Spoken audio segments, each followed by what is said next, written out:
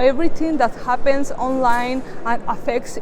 at different levels, like at emotional, social, and even personal level of the women that are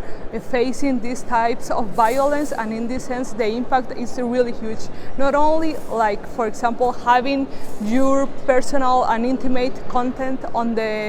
different platforms that were obviously non-consensual, but also to understand that this type of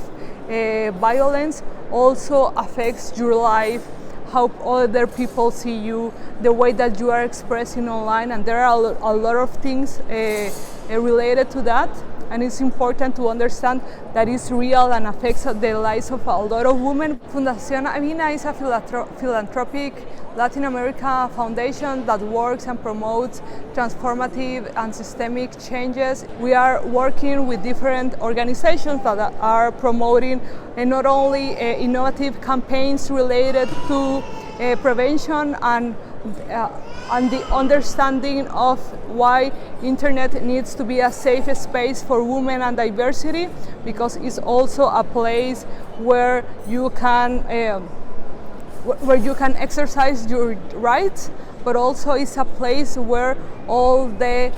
gender stereotypes and all the gender violence also replicates in this context and affects the life of a lot of women in Latin America. I think that one of the main challenges of the gender-based online violence is that a lot of people doesn't understand that they are actually facing this type of violence. So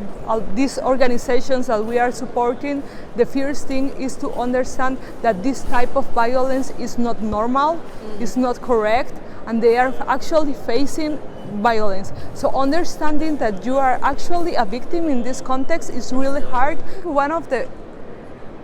things that I would like to see, not only with policymakers but also with the big tech companies, is that they address this issue with a gender perspective, to understand that at some point law and policy and even